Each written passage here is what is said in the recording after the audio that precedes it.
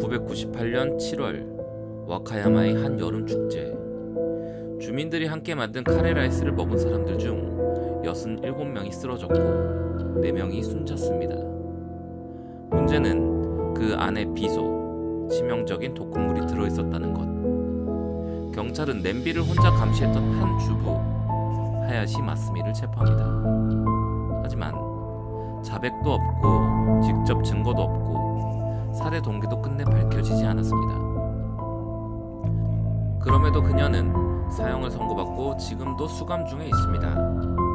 그날 카레 냄비 안에 섞여있던 건 정말 그녀의 짓이었을까요? 오늘 제2파일은 일본 사회를 뒤흔든 와카야마 독극물 카레 사건의 전모를 추적합니다. 1998년 7월 25일 와카야마현 조용한 주택지 내에 있는 작은 자치회. 여느 해처럼 여름 축제를 준비하고 있었습니다. 이 여름 축제는 1992년부터 매년 개최되던 작은 커뮤니티 행사였고 주민들의 친목 도모를 위한 자리였죠. 주부들이 음식을 만들고 아이들이 무대를 준비하고 동네 어르신들은 장기판 옆에서 맥주를 마시며 그야말로 가족 같은 분위기의 작은 동네 잔치였습니다. 이날 제공된 음식은 카레 라이스와 오뎅. 그 중에서도 대형 냄비 2개 준비된 카레는 약 200인분 분량으로 자치회 여성 반원들이 아침부터 준비해 끓여낸 것이었습니다. 카레 조리는 당일 오전 8시 반부터 행사장 옆 차고에서 진행되었고 10명의 주부들이 번갈아가며 감시와 섞기를 담당하고 있었죠. 그리고 그 감시 당번 중 한 명이었던 하야시 마스미, 이 사건의 중심 인물입니다. 마스미는 1961년생, 당시 나이 37세, 자치회 내에서 반장을 맡고 있었고 2 딸과 한 아들을 둔 평범한 주부였습니다. 겉보기에는 다정하고 활동적인 사람이었지만 이웃주부들과의 관계는 미묘하게 배제된 분위기였습니다. 특히 같은 반의 다른 주부 A와는 눈에 띄게 불편한 관계였다고 합니다. 마스미는 오전에 병원 검진이 있다며 음식 준비를 빠졌고 그 이유조차 분명하지 않아 다른 주부들의 은근한 불만과 배제의 시선이 쌓여가던 중이었죠. 시간은 12시. 조리된 카레가 거의 완성될 무렵 마스미는 차고에 도착합니다. 그러나 그녀를 반기는 사람은 없었습니다. 차고 안은 어색한 정적에 휩싸였고 마스미는 A에게 카레불은 내가 볼게요. 얼음은 어딨어요? 라며 자신이 할 일을 찾는 듯 행동했습니다. 하지만 A는 몰라요. 직접 돌아다니며 찾아보세요. 라며 차갑게 반응했고 그날 이후 마스미는 자신이 고립됐다고 느껴졌다는 정황이 이웃들의 증언을 통해 전해집니다. A가 차고를 떠나고 12시 20분부터 약 40분간 차고에는 마스미 혼자만 남았습니다. 이때 그녀의 딸이 잠시 방문해 말을 걸었고 잠깐의 대화를 나눈 후 딸은 곧 떠났습니다. 이 짧은 시간 주민들이 식사를 하러 빠져나간 틈 냄비는 혼자 남겨진 마스미의 앞에 놓여 있었고 마스미는 조용히 파란 종이컵 하나를 꺼내 들었습니다. 그 파란 종이컵 안에는 흰색의 결정 가루로 절반가량 담겨 있었습니다. 냄새도 없고 맛도 없고 뜨거운 액체에 넣으면 완전히 녹아 흔적조차 남지 않는 삼산화 비소. 일본에서 일반인이 이 독극물을 손에 넣는 건 거의 불가능에 가깝습니다. 하지만 마스미의 집은 예외였습니다. 남편 하야시 켄지는 구축업을 했었고 수년간 사용하던 비소 화합물들이 집 창고와 친인척 보관소에 여전히 방치된 채 존재하고 있었던 것이죠. 수사 결과 그녀가 사용한 것으로 추정되는 비소는 집과 낡은 창고, 친오빠 집에서 모두 발견되었고 카레 냄비 안의 비소와 거의 동일한 구성 성분을 가진 것으로 밝혀졌습니다. 특히 중요한 점은 그녀의 머리카락에서 검출된 고농도의 무기비소. 이 비소는 손으로 만지지 않으면 쉽게 모발에 부착되지 않습니다. 검찰은 이 점을 강하게 물고 늘어졌고 법원도 비소 취급의 정황을 뒷받침한다고 판단했습니다. 하지만 그녀는 경찰에게 끝까지 묵비권을 행사했습니다. 하지만 문제는 그 침묵이 오히려 더 많은 이야기를 하게 만들었다는 것이었죠. 오후 3시 30분, 여름 축제는 본격적으로 분위기를 타고 있었습니다. 어린이 게임 코너는 줄이 길게 늘어졌고 노점 앞에는 구운 오징어와 음료수를 기다리는 아이들의 웃음소리가 가득했습니다. 그 한켠에서 카레 냄비 2개가 배식 테이블 위에 놓여 있었습니다.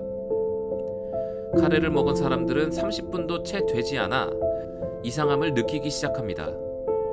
가장 먼저 증세를 보인 건 초등학교 4학년의 남자아이. 그는 식사를 마치고 5분도 채 안 돼서 구토와 복통을 호소하며 축제장 한켠에 쓰러졌고 곧이어 1명 그리고 또 1명, 이렇게 총 67명이 비슷한 증상을 호소하며 혼란은 걷잡을 수 없이 퍼져나갑니다. 자치회 직원들은 카레를 먹지 말라고 했으며 배식을 멈췄을 때는 이미 수십 명이 카레를 먹고 돌아간 후였습니다. 특히 충격적이었던 건 카레를 먹은 후 귀가해서 집에서 식사하던 가족들까지 쓰러졌다는 것. 이건 단순한 현장 사고가 아니라 포장된 죽음이 집으로 배달된 셈이었습니다. 병원으로 실려간 사람들 중 자치회장, 부회장, 그리고 2명의 학생이 그날 저녁을 넘기지 못하고 사망합니다. 나머지 생존자 63명 중 상당수가 구토, 설사, 저칼륨 혈증, 백혈구 증가, 심지어 심장 리듬 이상까지 발생하며 일부는 후유증에 시달리게 됩니다. 와카야마시 보건소와 경찰은 처음엔 식중독 또는 부주리한 조리로 생각했습니다. 하지만 성분 분석 결과 피해자의 토사물과 카레, 심지어 위장 속에서 비소가 대량 검출되면서 이건 더 이상 사고가 아닌 고의적 독극물 혼입 사건이 됩니다. 사람들은 그제서야 깨닫습니다.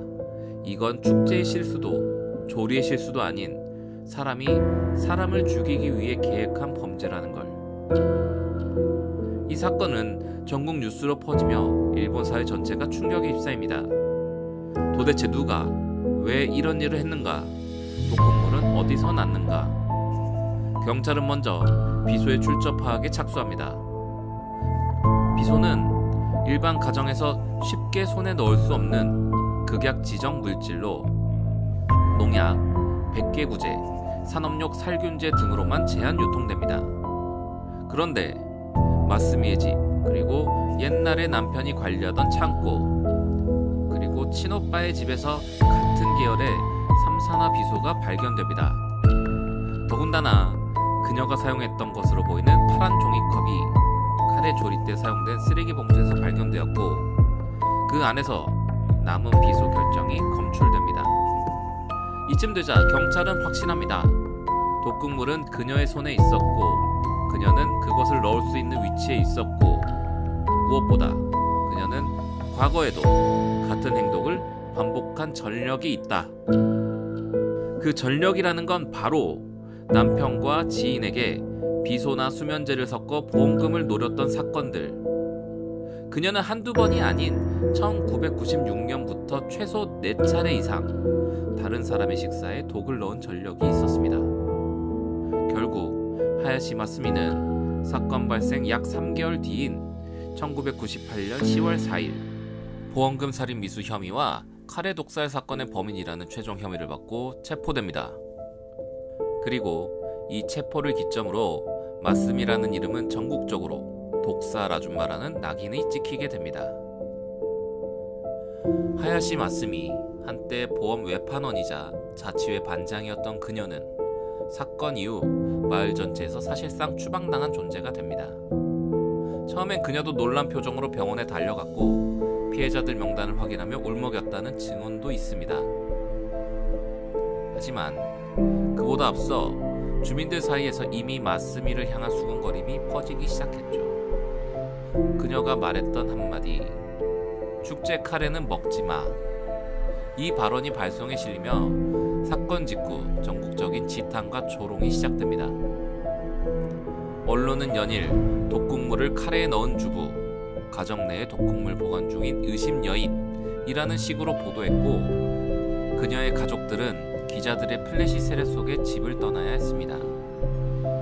남편 하야시 켄지와 4자녀, 이들은 결국 각지 아동복지시설로 흩어졌고, 그중 큰딸은 그 엄마의 그 딸이라는 말을 들으며 고등학교 진학조차 거부당했다고 전해졌습니다. 특히 주목할 점은 마스미가 체포된 이후에도 끝까지 침묵을 지켰다는 사실입니다.